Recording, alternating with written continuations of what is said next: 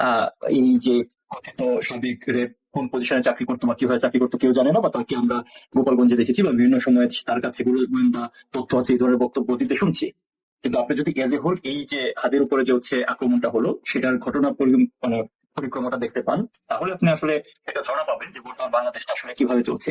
যাদের যে কাজ করার কথা না তারা সেই ধরনের কাজ করছে, যাদের যে ধরনের বক্তব্য দেওয়ার কথা না তারা সেই ধরনের বক্তব্য দিচ্ছে। আপনি যদি স্পেসিফিক্যালি ওই দিনের ইনসিডেন্টটা দেখেন, যে আহ, হাদির উপরে আক্রমণের পর থেকে আহ, আমরা দ্য ডিসেন্ট নামে একটা পত্রিকা, যেটা হচ্ছে এই সরকারের সমর্থিত সরকারের মুখপাত্র টাইপ বলা যায়, তাদের থেকেও, যাদের কাছ থেকে আমরা দেখতে পাচ্ছি যে হামলাকারীদের বিবরণ ঘন্টায় বা ঘন্টায় একটু পরে পরে তাদের বর্ণনা দেওয়া হচ্ছে, তাদের পলিটিক্যাল পরিচয় সামনে আনার চেষ্টা করা হচ্ছে। তারপরে ধরেন এই জুলকানাইন সাইয়ের বিভিন্ন ধরনের তথ্য দিচ্ছে, কিন্তু এই তথ্যগুলো তো আসলে হচ্ছে আইন শৃঙ্খলা বাহিনীর কাছ থেকে আসার কথা। অর্থাৎ একটা আক্রমণ করে ঢাকা শহরের মতো জায়গায় একটা আক্রমণের পরে যেখানে সিসিটিভি ফুটেজ পাওয়া যাচ্ছে, আক্রমণকারী চিহ্নিত, তার এতদিন পরেও ধরেন এখন পর্যন্ত 2 দিন পার হয়ে গেছে, প্রায় 3 দিন পার হয়ে গেছে, এখনো কিন্তু হচ্ছে কোন ধরনের হচ্ছে হামলাকারীদের, মানে প্রকৃত হামলাকারী যাকে আইডেন্টিফাই বলে দাবি করছে, এটা আমার ইন্টারেস্টিং, দাবি করছে কিন্তু ওই পত্রিকা বলেন বা জুলকানাইন সাহেব বলেন তারা, এবং বিভিন্ন ধরনের স্পেকুলেশন মাঠে দেওয়া হচ্ছে। তো এরকম একটা সেন্সিটিভ ঘটনা, যেটা পরিষ্কার ভাবে ইন্ডিকেট করে দেশের ল এনফোর্সমেন্টের অবস্থা কতটুকু খারাপ, সেই ঘটনার প্রেক্ষিতে এরকম বিভিন্ন ধরনের স্পেকুলেশন প্রত্যেকে তার যার নিজ নিজ লাভ যেভাবে হওয়ার কথা সেই আঙ্গিকে বক্তব্য দিচ্ছে, কিন্তু কাজের কাজ যে জিনিসটা, যে অপরাধীকে ধরা, প্রকৃত মোটিভটা খুঁজে বের করা, এবং এই ঘটনার পিছনে যারা ছিল পর্দার অন্তরালে মানুষগুলোকে সামনে নিয়ে আসা, সেই কাজটা কিন্তু করা হচ্ছে না। ঠিক একইভাবে কিন্তু হচ্ছে 5ই আগস্ট আন্দোলনে এরকম মেটিকুলাস ডিজাইন রাশের রাজনীতি কিন্তু তখন থেকে শুরু হয়েছে। আপনি যদি এখন দেখেন যে ইভেন হাদির শারীরিক কন্ডিশন সম্পর্কেও কিন্তু এক একবার এক এক ধরনের বক্তব্য দেওয়া হচ্ছে। আপনাদের জাস্ট এই পয়েন্ট গুলো সিকিউরিটি পার্সপেক্টিভে ইম্পর্টেন্ট বলে এই ইন্ডিকেশন গুলো আমি বলছি, যে তার সিসিটিভি মানে সিটি স্ক্যানের ফুটেজ বাইরে আসলো, তার বিভিন্ন ডাক্তারদের তরফ থেকে এক একবার এক এক ধরনের বয়ান শোনা যাচ্ছে, তাকে একবার বলা হচ্ছে সিএমএইচ নিয়ে যাওয়া হবে, তারপরে আবার কে নিয়ে যাওয়া হচ্ছে। তো এই সার্বিক বিষয়টা নিয়ে যে ঢাক ঢাক গুড়, আমরা এই আক্রমণের পরেই যেখানে হচ্ছে কন্ডেম করার কথা, সেখানে আমরা ডাক্তার ভিপি সাদিক কায়েমকে খুবই ইঙ্গিতপূর্ণ স্ট্যাটাস দিতে দেখেছি। এবং সর্বতভাবে এই জিনিসটা আওয়ামী লীগের ঘাড়ে দোষ চাপিয়ে দেওয়ার মতো হচ্ছে চেষ্টা কিন্তু করা হচ্ছে। এবং পুরো জিনিসটাই যে একটা কাইন্ড অফ স্ক্রিপ্ট, সেটা কিন্তু এই যে এই অসঙ্গতি গুলার মাধ্যমে কিন্তু হচ্ছে বোঝা যাচ্ছে। সেটা কখন হচ্ছে দূর করা যাবে, যখন প্রকৃত অপরাধীকে ধরা যাবে, কিন্তু সেটা না করে আপনার স্বরাষ্ট্র উপদেষ্টা বলছে অপারেশন ডেভিল হান্টু করবে, অর্থাৎ পুনরায় একটা হচ্ছে আওয়ামী লীগ নেতাকর্মীদের প্রতি একটা পার্জিং করা, তার একটা প্রেক্ষাপট তৈরি করা, এই কাজগুলোর দিকে হচ্ছে যখন হচ্ছে আপনি মূল দৃষ্টি দিবেন, আপনার যে কোনো ঘটনাকে যখন হচ্ছে রাজনৈতিক ভাবে রাজনৈতিক পর্যায়ে নিয়ে যাওয়ার চেষ্টা করবেন, তখন আপনি প্রকৃত সত্য উদ্ঘাটন করতে পারবেন না। এবং ঠিক এই কাজটাই গত 5ই আগস্ট পরবর্তী সময় বাংলাদেশে হয়ে আসছে, মিথ্যার বেসাতে দিয়ে যে কোনো মূল্যে সকল কিছুতে আওয়ামী লীগকে দায়ী করার মাধ্যমে এই ইউনূসের নেতৃত্বাধীন সরকারের যে পাহাড় সম আপনার হচ্ছে অসঙ্গতি, পাহাড় সম হচ্ছে অন্যায়, দুর্নীতি, সেগুলোকে হচ্ছে ঢাকার চেষ্টা, যার সর্বশেষ উদাহরণ হচ্ছে এই হাদির ঘটনাটা।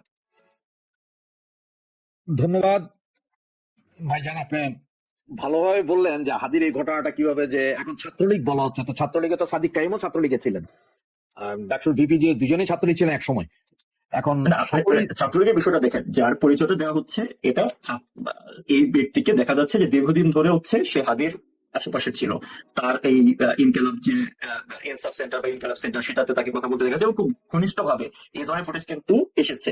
তারপরে যদি পুরো বিষয়টা আপনি এভাবে দেখেন, যে ব্যক্তিটা প্রায় বেশ কিছুদিন ধরে যে আততায়ী, সম্ভাব্য আততায়ী, কারণ হচ্ছে যেহেতু এখন পর্যন্ত হচ্ছে দৃশ্যমানভাবে পুলিশের কাছ থেকে কোনো ধরনের কনক্লুসিভ বক্তব্য আমরা পাই নাই, তাহলে যাকে টার্গেট করা হচ্ছে, যে ব্যক্তিটা দীর্ঘদিন ধরে এই হাদির আশেপাশে ছিল, সেই আহ, ব্যক্তিটা এরকম প্রকাশ্যে দিবালোকে কেন অ্যাসাসিনেট করতে গেল, আঘাত করতে গেল কেন, তাকে এই জিনিসটা তো যে কোনো সময় করতে পারতো। মানে আমি এই পুরো জিনিসটা আসলে হচ্ছে একটা রহস্যমোড়া। তার কারণটা হচ্ছে যে আপনি যদি একদম এই ঘটনা থেকে শুরু করে যেভাবে ইমিডিয়েটলি বিষয়গুলো সামনে এনে আওয়ামী লীগকে দোষারোপ করার চেষ্টা করা হলো, তারপরে তার ট্রিটমেন্ট রিলেটেড বিষয়গুলো, তার সিটি স্ক্যানের ফুটেজ হচ্ছে আপনার বাইরে দিয়ে দেওয়া হচ্ছে যে জিনিসটা বলছিলাম, যে একবার বলতেছে হচ্ছে আপনার এবার কেড়ে নিয়ে নিয়ে যাবে, তারপরে হচ্ছে আবার এবার কেড়ে নিয়ে যাচ্ছে, যে পরিমাণ ইভেন একটা আহত ব্যক্তি যার এরকম সেন্সিটিভ আপনার হচ্ছে ক্রিটিক্যাল সার্জারি হয়েছে ব্রেনে, তাকে যেভাবে ধরানো হচ্ছে অ্যাম্বুলেন্সে তোলা হয়েছে বিশাল লোকজনের সামনে। আপনি একটা জিনিস খেয়াল করে দেখেন যে শুরুতে একদম খুব ক্লিয়ারলি এই মির্জা আব্বাসের প্রতি, বিএনপি ভেটেরান নেতা মির্জা আব্বাসের প্রতি হচ্ছে আপনার দোষারোপ করা হচ্ছে প্রকাশ্যে, এবং উনি যখন হচ্ছে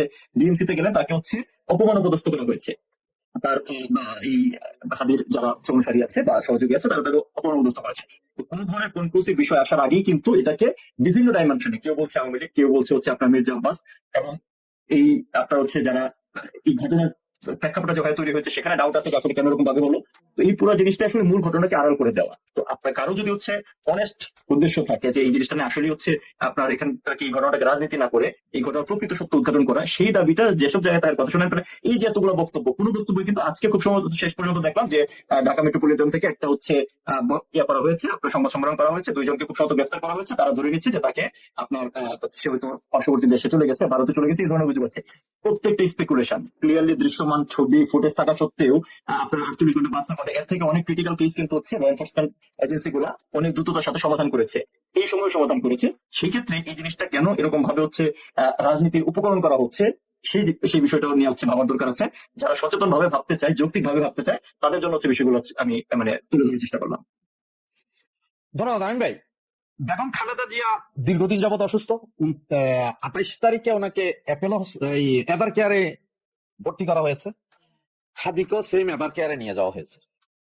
ভাইরাস ঢাকা মেডিকেল কলেজ একটা পূর্ণাঙ্গ মেডিকেল কলেজ, যেখানে মেশিন পত্র এগুলো এভার কেয়ারে কেন আরো কোনো হাসপাতাল যোগ করলো, এত মেশিন পত্র বা এত প্রশিক্ষিত ডাক্তার থাকে না, নেই।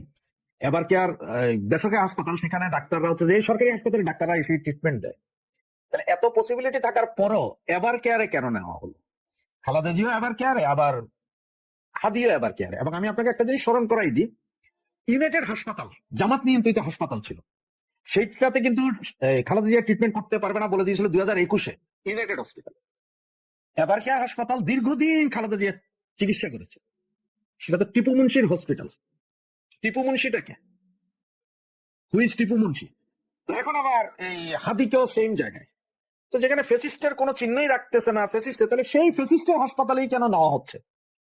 এই বিষয়টা আমাকে একটু কুড়ি খাচ্ছে কেন। এই যে বক্তব্যটা আপনি যে মানে স্টেপে তো আপনি অনেকটা আপনি নিজে বলে ফেলেছেন। তো আসলে জিনিসটা হচ্ছে কি, ধরেন আপনার এই বর্তমান যারা হচ্ছে ক্ষমতায় আছে, তারপর ক্ষমতার আশেপাশে আছে, সেটা এনসিপি বলি, এই ছাত্র নামধারী বিভিন্ন নেতৃত্ব বলি, তাদের প্রতিটা কথায় কথায় হচ্ছে আপনার মিথ্যাচার, ভণ্ডামি, প্রতারণামূলক আচরণ হচ্ছে পাবেন। মানে তারা যে জিনিসটা বলে সেটা নিজেরা বিশ্বাস করে কিনা আমার নিজের ডাউট আছে, কারণ তাদের বক্তব্যের সাথে তাদের কার্যক্রমের আপনার কোনো ধরনের হচ্ছে মিল পাবেন না। হ্যাঁ, দেখেন এই যারা হচ্ছে আপনার ক্ষমতায় যারা আসলো, এদের শুরুটাই তো আসলে হচ্ছে ভণ্ডামির মাধ্যমে হয়েছিল। ভণ্ডামির মাধ্যমে কিরকম, তারাই কিন্তু যখন বৈষম্য বিরোধী আপনার বা ওই কোটা সংস্কারের দাবিতে যখন আপনার ইয়া করলো, আন্দোলন শুরু করলো, তারা স্লোগান দিয়েছিল যে এই বঙ্গবন্ধুর বাংলায় বৈষম্যের ঠাঁই নাই। হ্যাঁ, এই ধরনের স্লোগান দিয়ে তারা হচ্ছে এই আন্দোলনটা শুরু করেছিল সর্বস্তরের মানুষজনকে সিম্পিথি আদায় করার জন্য। আর তারাদের ক্ষমতা আসার পর বা ক্ষমতা দখলের পর এখন এই বঙ্গবন্ধু 32 নম্বরকে 3বার ভাঙা হয়েছে।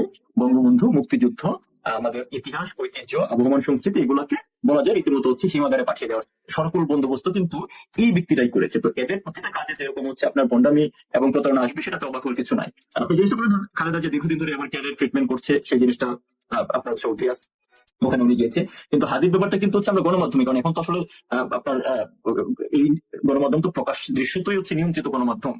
আপনার যমুনা থেকে প্রেস সেক্রেটারি যে আপনার হচ্ছে চিরকুট পাঠায়, সেই অনুসারেই আসলে তো রিপোর্ট হয়। এটা মোটামুটি দৃশ্যমান। যারা প্রকাশে বলতে পারেন, আমরা তো বিভিন্ন গণমাধ্যমে যারা সাংবাদিক বন্ধু আছে তাদের সাথে বিভিন্ন পর্যায়ে কথা বলার সুযোগ হয়, তারা কিন্তু এটা বলে। তো এরাই কিন্তু দেখেন প্রথমে বলেছে সেই ইমেজ, আপনি যদি সিকিউরিটি অ্যাসপেক্ট চিন্তা করেন বা বিভিন্ন অ্যাঙ্গেল চিন্তা করেন, সেই ইমেজ অবভিয়াসলি বেটার অপশন দেন এভার কেয়ার। কিন্তু তাকে হচ্ছে সিএমএস থেকে হচ্ছে এভার কেয়ার নিয়ে যাওয়া হলো। মানে আমার আশঙ্কার জায়গাটা কোন জায়গায় বলি, যে এই হাদির চিকিৎসা সংক্রান্ত বিষয়ে এক একবার কিন্তু এক এক ধরনের হচ্ছে বয়ান এসেছে। তো একটা সেম জিনিস, সেম থিং গোজ ফর হচ্ছে খালেদা জিয়া।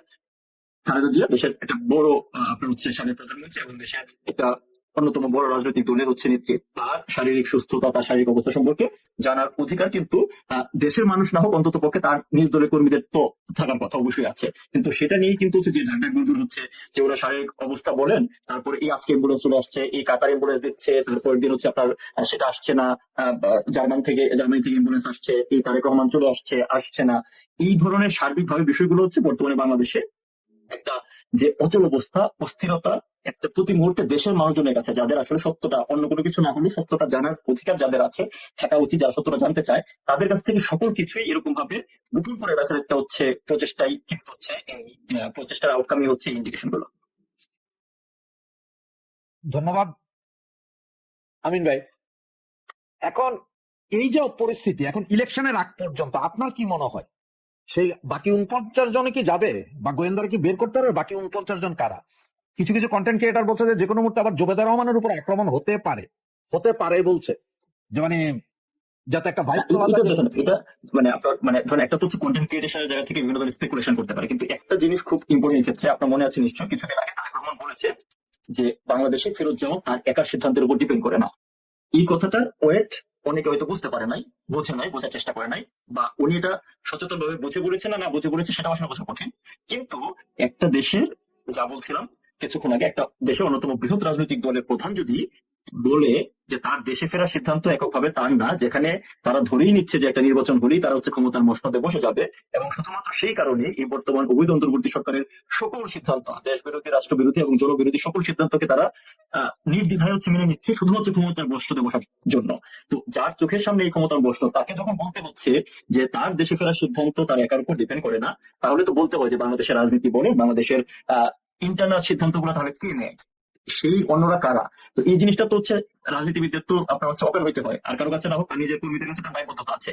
তো এই জিনিসটা তো ওনার অন্তত ক্লিয়ার করা উচিত যে কোন সে শক্তি যারা ওনাকে দেশে ফিরতে দিচ্ছে না, বা উনি চাওয়া সত্ত্বেও দেশে ফিরতে দিচ্ছে না। তো দেশের একটা বড় রাজনৈতিক দলের প্রধান, যাকে চিন্তা করা হচ্ছে সম্ভাব্য নেক্সট যে আপনার সরকার প্রধান হিসেবে, সে যখন আপনার হচ্ছে বলে যে তার দেশে ফিরে নিজের হাতে ডিপেন্ডেন্ট না, তাহলে বাংলাদেশের বর্তমান ল এনফোর্সমেন্টের সিচুয়েশন যে কতটুকু ভার্নারেবল সেটা বোঝা যাচ্ছে। এখন 50 জন বলেন বা যে কোনো জায়গায় বলেন, একটা জিনিস হচ্ছে আপনার বলে গেলে চলবে না যে এই পরিস্থিতির শিকার তৈরিটা কিভাবে হয়েছে।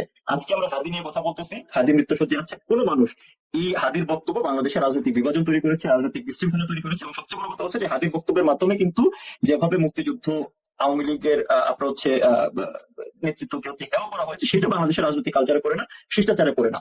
তারপরেও কিন্তু হচ্ছে কোনো ব্যক্তি আপনার হচ্ছে কোনো ধরনের এই ধরনের অ্যাসাসিনেশন শিকার হবে, এটা কোনো সভ্য সমাজে কাম্য হতে পারে না, কোনো স্বাভাবিক রাষ্ট্রের কাম্য হতে পারে না, এবং এটাকে সবাই কন্ডেম করে। কিন্তু একই সাথে দেখেন, আজকে আমি যখন কথা বলছি, কিছুক্ষণ আগে চিটাগাং চট্টগ্রাম মহানগরে চাঁদগাঁও থানা ছাত্রলীগের কর্মী ইমন দাস, যাকে 14 দিন আগে মতপুরে হচ্ছে নির্মমভাবে প্রহার করা হয়েছিল, নির্মমভাবে আহত করা হয়েছিল, সে আজকে মৃত্যুবরণ করেছে। ল এনফোর্সমেন্ট শুধুমাত্র তো হচ্ছে আপনার হাতের উপরে অ্যাটাক দেখে যদি আপনি জাজ করতে চান তাহলে হবে না। আজকে কিছুদিন আগে মোহাম্মদপুরে আমরা দেখেছি মা মেয়েকে খুন করেছে, কারণ একজন হচ্ছে গৃহ পরিচারিকা হচ্ছে খুন করেছে। তার কিছুদিন আগে আমরা দেখেছি একজন মুক্তিযোদ্ধা সস্ত্রীক নিহত হয়েছেন, তাকেও কুপিয়ে হত্যা করা হয়েছে। অর্থাৎ এই যে খুন, হত্যা, এই যে আপনার নাশকতা বাংলাদেশে কিন্তু নিয়মতান্ত্রিক ঘটনায় পরিণত হয়েছে। এখন একটা পর্যায়ে কিন্তু এই যে ফেসিস্টের দোষর এই ট্যাগলাইন ইউজ করে যখন হচ্ছে আপনি একটা পর্যায়ে শুধুমাত্র আওয়ামী লীগ, অনেকেই মনে করেছে বা দেশের সাধারণ জনগণও একটা পর্যায়ে হয়তো একটা অংশ যারা নিজেরা নিয়ে অ্যাপারেন্টলি নিরাপদ থাকতে চায়, তারা ভেবেছিল যে এটা আমার দিকে আসবে না, ঠিক আছে, এটা শুধুমাত্র পলিটিক্যাল একটা কেওয়াস, শুধুমাত্র আওয়ামী লীগের নেতাকর্মীরা এটার দ্বারা হচ্ছে এটা শিকার হবেন। কিন্তু আজকে কিন্তু ঘটনা হচ্ছে অন্যদিকে চলে গেছে, কারণ যখন হচ্ছে আপনি ল এনফোর্সমেন্ট এরকম খারাপ হয়, একটা কথা বলে না যে আপনার নগর পড়লে তো দেওয়ালে রক্ষা পাবে না। তো আপনি যখন শুধুমাত্র এটা আওয়ামী লীগের নেতা কর্মীদেরকে হচ্ছে আপনার হয়রানি করা বা হচ্ছে অত্যাচার করা, নির্যাতন করার দিকে ইচ্ছে রেখেছেন, সেই জিনিসটাই কিন্তু এজ এ হোল সমাজে ক্যান্সারের মতো ছড়িয়ে যাচ্ছে, যার প্রমাণ গড়ে প্রতিদিন 13 থেকে 17 জন হচ্ছে মার্ডার হচ্ছে বাংলাদেশে। হ্যাঁ, যে জিনিসটা শুরু হয়েছিল 5 আগস্ট পরবর্তীতে মব তৈরির মাধ্যমে শুধুমাত্র আওয়ামী লীগ নেতা কর্মীদের হচ্ছে হয়রানি করার জন্য, সেটা কিন্তু আজকে ক্যান্সারের মতো হচ্ছে সারা বাংলাদেশে ছড়িয়ে গেছে। সার্বিকভাবেই সারা বাংলাদেশ হচ্ছে ল এনফোর্সমেন্ট এত খারাপ হয়েছে। এই জায়গায় আমি জাস্ট একটা জিনিস হচ্ছে আপনাদের সাথে অ্যাড করি যে আসলে ল এনফোর্সমেন্টের বিষয়টা, মানে ল একটা দেশে আসলে কিভাবে কাজ করে। ধরেন ল আসলে হচ্ছে যে এই লর মূল ইমপ্লিকেশন হচ্ছে ফিয়ার ফ্যাক্টর।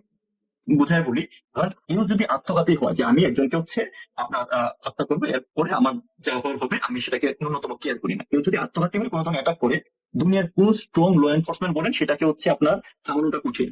যে জিনিসটা জানেন, আমেরিকা সবচেয়ে স্ট্রংগেস্ট হচ্ছে আপনার সিকিউরিটি রেখা, সেখানে কিন্তু 20 আওয়ারে আপনার সুইসাইড অ্যাটাক হয়েছে। এই কথাটা আমি এই কারণে বললাম যে একটা সোসাইটিতে আপনার যখন হচ্ছে এই লর কাজটা হচ্ছে এই ফিয়ার ফ্যাক্টরটা তৈরি করা, যেন অপরাধীরা এই ভয়ে থাকে যে আমি যদি আজকে অপরাধ হয়তো করতে পারবো, কিন্তু আমাকে এটার বিচারের সম্মুখীন হইতে হবে, আমাকে আইনের আওতায় চলে আসতে হবে অল্প সময়ের ভিতরে, আর আমি এস্কেপ করতে পারবো না।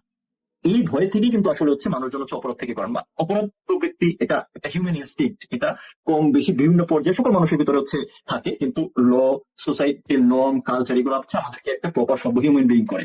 কিন্তু যখন হচ্ছে এই অপরাধীরা আপনার হচ্ছে কন্টেন্ট রাখার মূল উপায় হচ্ছে যখন হচ্ছে আপনার আইনের শাসনটা নিশ্চিত করা, তাদেরকে অপরাধীকে দ্রুততম সময় আইনের আওতায় নিয়ে আসা। আপনি দেখেন 5 আগস্ট পরবর্তী সময়ে সকল জঙ্গিরা হচ্ছে মুক্তি পেয়েছে, সকল শিশু সন্ত্রাসী মুক্তি পেয়েছে। তো আপনারা যখন শিশু সন্ত্রাসীদের মুক্তি মানে দিয়েছেন, তারা করবেটা কি? তারা তো হচ্ছে এই ধরনের কাজই আপনার হচ্ছে এই সন্ত্রাসের কাজই করবে। তো যে কারণে কিন্তু এই যে অল্প সময়ের ভিতরে এই জাস্ট আপনার 16 মাসে বাংলাদেশটা একটা হচ্ছে সন্ত্রাসের অভয়ারণ্য, একটা নৈরাজ্যকর পরিস্থিতি তৈরি হয়েছে, যেখানে একটা সময় যেটা ছিল যে আওয়ামী লীগের মানুষজন হচ্ছে জীবনের নিরাপত্তা নাই, বাংলাদেশে কিন্তু এখন কারোরই জীবনের নিরাপত্তা নাই। তো এরকম একটা ললেস সিচুয়েশনে আপনি ইলেকশন বলেন, যে ইলেকশনের নামে নাটক বা যেটাই মঞ্চায়িত করতে চান না কেন, সেখানে প্রতি মুহূর্তে এই ধরনের হচ্ছে আপনার অপবাদ আসবে, বাধা আসবে, এবং আপনার হচ্ছে এটা এটা কোনো পলিটিক্যাল মোটিভ থেকে আসবে না, কারণ আপনি এই সোসাইটিকে এনার্কি তৈরি করে ফেলছেন। এই সোসাইটিতে আপনি হচ্ছে আহ, ইয়াদের আপনার হচ্ছে আশ্রয়ণ করেছেন, সন্ত্রাসীদের হচ্ছে মুক্তি দিয়ে তাদেরকে আশ্রয় দিয়েছেন। আপনি এখানে মৌলবাদের উত্থান ঘটিয়েছেন, এখানে বিভিন্ন ভেস্টেড স্টেক ইন্টারেস্টেড গ্রুপকে হচ্ছে আপনি ক্রিয়াশীল হতে দিয়েছেন। তো প্রত্যেকেই তাদের অ্যাক্ট অনুসারে, তাদের নিজস্ব স্বার্থ অনুসারে হচ্ছে আপনার কি বলে নিজস্ব স্বার্থ অনুসারে হচ্ছে কাজ করবে। সেটা এককভাবে কন্টিনিউ করা, যদি না হচ্ছে আপনি ল এনফোর্সমেন্ট আবার ফিরিয়ে নিয়ে আসতে পারেন, আইন শাসন নিশ্চিত করতে পারেন, তা না হলে আপনি এটা করতে পারবেন না।